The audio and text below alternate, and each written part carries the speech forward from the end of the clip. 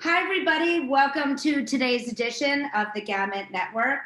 I do love when I can say that the guest on the show has become a friend, because I do feel that way about this beautiful young woman who is really starting an incredible, or started an amazing brand, and is really pioneering a new way to think about employees, who can be an employee, and where that's going to go.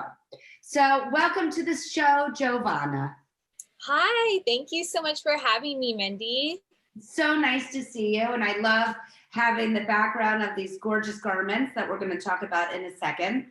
Thank you. I would love for our audience, please, to get to know you a little bit better. Can you give us a bit of your background, and so that we can kind of back into how you got to where you are today? Right. So I grew up in Kansas. My connection to disabilities is my mom was a special ed teacher. So from a young age, she really, I think, inspired me and kind of instilled these values of accepting everybody, no matter what their ability, and looking beyond the ability or beyond the disability.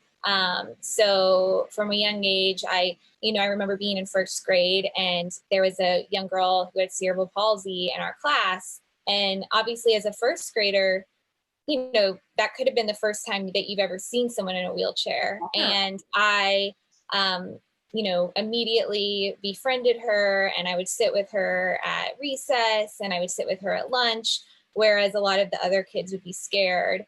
And we became really good friends. And I think that was kind of, looking back, was one of my first realizations that I felt a special connection and calling to work with people with disabilities and kind of be a part of the movement that you're leading. So I love that. And I'm sure your mom is so proud of you, and how this really did inspire you to make this a part of your career. But you did continue on and landed in the fashion industry. Tell us about your early stages of your career. Yes.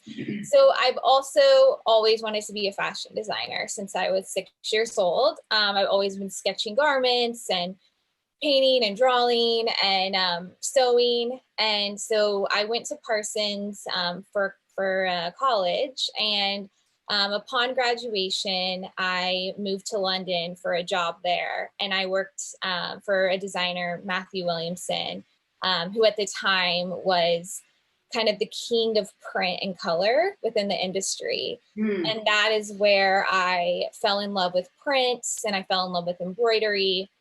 And that's kind of what led my whole career to becoming a print and embroidery designer. So for the past 10 plus years, I've been working with different brands and, at contemporary, luxury, high street, all different types of brands, designing their prints and embroidery. And what is so, I love so much about these stories is, who would have thought that background and that expertise would have led you to Olivia, which is your brand, which I'm so excited to talk about. But isn't it amazing how the building blocks of your life certainly led you to this point? So tell us about Olivia, and also, where did the name come from? Yes. So kind of the founding story, as I said, I was working in the fashion industry, and it's exhausting. It's not always the kindest industry. It can be very exclusive and very catty, and the hours are crazy. So I was feeling really burnt out, and I felt that there was definitely a higher calling to do something good and use my talents for good. So I left my full-time job, and I began volunteering on the weekends while I was still freelancing for other brands. But I began volunteering at an organization called the Center for All Abilities. And I was working with youth and young adults who have all different types of disabilities, but majority of them have autism. and I saw this incredible talent of art. They were just, I was blown away. The artwork was incredible that they were creating. And I immediately envisioned these beautiful paintings on scarves and dresses. And that's just how my mind works as a print designer. So I kind of took the idea to my husband, who is much more business minded than I am. And we kind of sat down and we looked at the market, and the way that fashion is moving is definitely more towards this kind of social impact, whether it's focused on sustainability, inclusivity, you know, adaptive fashion brands are starting to emerge finally. And we saw this gap that nobody was working with people with disabilities on the design side of fashion, whether that was employing them, you know, within the fashion brand, or, you know, using their talents and giving them a platform for a voice. So that's kind of how we founded the company. And the name Alivia, it stands for awareness, love, inclusion, voice, individuality, and acceptance. And yeah, and those are our kind of core values of why we started the company, and kind of what we want to lean on as we grow. And one thing I want to just underscore and actually probably really highlight, what I love so much about your story is exactly what you said, that you saw this as a business opportunity, that this wasn't yet again, another nonprofit that can help people with disabilities. You looked at the artwork and said, hold on, there's real talent here that can be used, and we're going to find a way to build a business around including people with disabilities to develop print and artwork, because that's your expertise, and make something so fresh and unique and different in the fact that this is untapped talent. Exactly. It's 100% untapped talent. Yeah. And it blew my mind when I saw this artwork. I was like, brands have been doing collaborations with artists for years. I mean, that's always been a huge part of fashion. But this group has never been tapped into. And the talent and the imagination that they have is just unparalleled. So I love that. So then how did you start? Talk to us about like the very first collection. Yeah. So we, like I mentioned, I took the idea to my husband. We kind of formed this whole kind of business plan. And then the next part, after kind of forming the business structure, how we were going to work, I took it to the nonprofit and the founder of the nonprofit, and I spoke with her and I said, hey, this is our idea. We'd love to work with some of the boys, take their artwork that they've been creating already and turn it into fashion. And she loved the idea. And we started working with there's 3 young men that we decided to showcase in our first collection. And they each have their own capsules. So we tried to, with their artwork, you know, I took in their artwork, I scanned it into the computer. I started playing around, created their own capsule color palettes, their own series of prints that included all of their original artwork.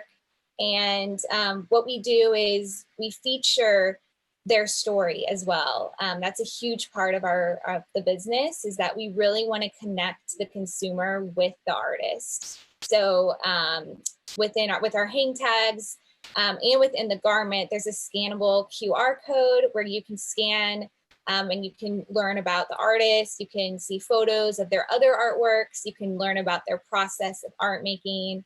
So it's really a platform as well for them to really shine. I think that it's so, I love that it feels at least very seamless. Like in your mind, this makes perfect sense. Why in the world wouldn't we take advantage of this incredible artwork? And it's so timely, and that's why I was so excited to have you on the show, because it is National Disability Employment Awareness Month.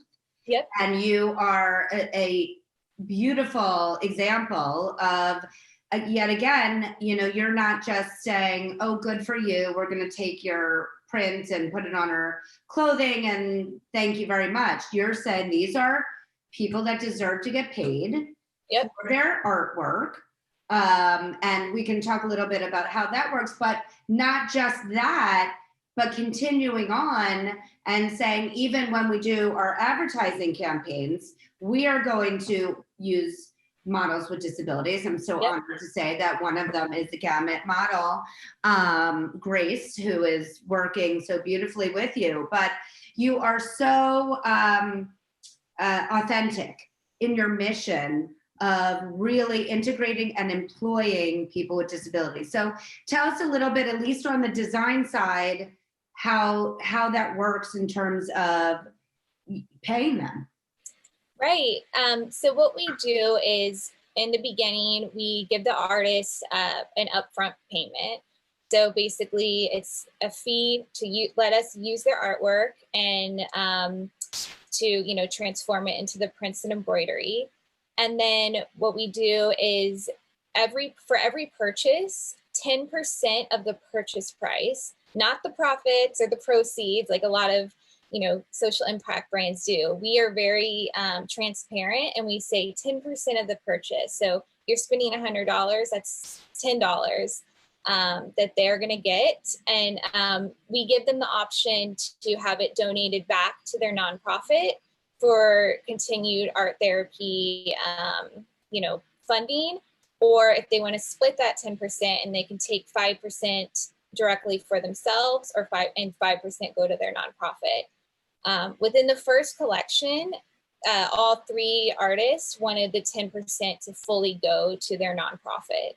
So right now on our website, if you purchase something, 10% goes directly back to the Center of All Abilities to continue funding art therapy for creators to come, for the current creators who are featuring, but also for other creators in the future.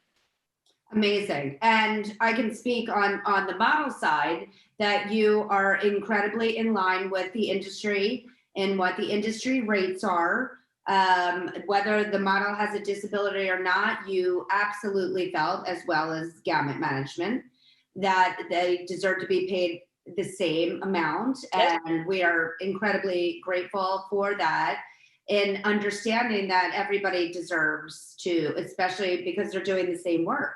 Exactly. It's no different. No different. So tell us a little bit, where do we go from here in terms of, I'm sure this was just the tip of the iceberg of the artwork that's out there that you want to incorporate. So where do you go from here? So part of our whole mission and part of our long-term plan for Olivia is that we want to be a fully inclusive employer. We want to be the first fashion brand to have a fully inclusive supply chain. So that means we want to employ people with disabilities and all abilities at within every aspect of the company. So right now we're starting with the design side. But, in the future, as we grow and we are able to get funding and actually have full-time employees, because right now I'm the only full-time employee, we plan on hiring people of all abilities. But something that we've also started to do in terms of that goal is that we work with a nonprofit called Spectrum Designs, and they produce all of our tees, tote bags, and sweatshirts. And basically how they work is they have 75% of their workforce is on the autism spectrum. Amazing. And they funnel every dollar that they get back into training and employing more and more people with disabilities. And they pay at least minimum wage. They provide benefits. They're a great example of kind of where we want to be in a couple of years. And also for the future, we're also hoping to partner with more nonprofit art therapy programs and have, feature more artists from all over the country, artists with all different types of disabilities. So right now we're featuring the 3 young men have autism, but in the future, it may be another disability, maybe Down syndrome, it may be cerebral palsy. We want to give, we really want to connect the public with the talents that people with all different types of disabilities have. Amazing. Could you maybe show us one of the prints that was developed? Yes, of course. So I'm going to show you, actually. This is one of my favorites. This is one of our scarves, and this is from Yu Chen. He is probably one of the most incredible artists that I've ever come across. He's 30. Yeah, he's amazing. He's 30 years old, and he can literally look at a photograph of a building and build a 3D model without, it's unbelievable. He could be an architect. He's got this, I don't know what it is, but he doesn't need a ruler. He literally builds these 3D models with interiors. Like, he'll add stairs, and they'll be like literally exact replicas. It's just, he did the Statue of Liberty with the stairs on the inside. But not only does he do 3D art, he also, as you can tell, is an incredible painter. So that's so beautiful. Is that available on the site? Yes. Can you tell us the site again? Can you spell it out for everybody? Yes, shopalivia.com, shopalivia.com. I would like to remind our viewers that the holidays are coming up. I think that would be a spectacular gift for somebody. Scarves are amazing, amazing gifts. And we also will be featuring his artwork on our new pajama collection, which will be coming out next week. So you can see a sample here, but it's also featuring his beautiful bird and floral paintings. So beautiful. These are great gifts, everybody. I mean, I'm going to gift myself personally, but if you care about other people, please feel free to purchase for others. Before we go, I like to ask all of my guests one final question, and I'm so excited to hear what your answer is. But I, as the viewers know, because they hear this every week, am a very big believer in a vision board and putting my hopes and dreams and wishes. Mine is with me at all times. I, have Oprah with me at all time, and Ellen and Guy Raz and other people that I intend to be with at some point in my life. If we got to look on your vision board, what would we see? Oh man, this is a great question. I think in the future, we hope to be really leading the way in inclusive employment, and leading the way and inspiring other brands to also look at people with disabilities in another way, whether that means hiring them for within the business, whether that means hiring them as models. That's where I hope to see us. And also as a vision, like a more concrete vision, I think our dream would be to be on the Today Show. Great. Wonderful. Yeah. Okay, let's work on a more, concrete type of vision. We're huge. Have your product on the Today Show? Yeah, that would be our dream. Yes. Okay, I'm on it. We're going to work on that. That is something that I can definitely put some effort into. So, and I agree. This needs to be something that is available for everyone and needs to be seen on a public, really rebranding who people with disabilities are and what they can do. And I think that Today's Show is the reason I chose them is because I obviously watch every day. And that's how I learned about Grace, who is one of our models now.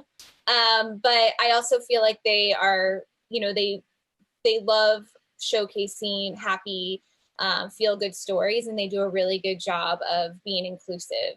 So I couldn't agree more, and I'm a fan as well. So leave that with us, and we're going to try to work some magic. And if not, well, I'll put it on my vision board too. Great. Awesome. I love it. I love your vision board. Thank you, me too.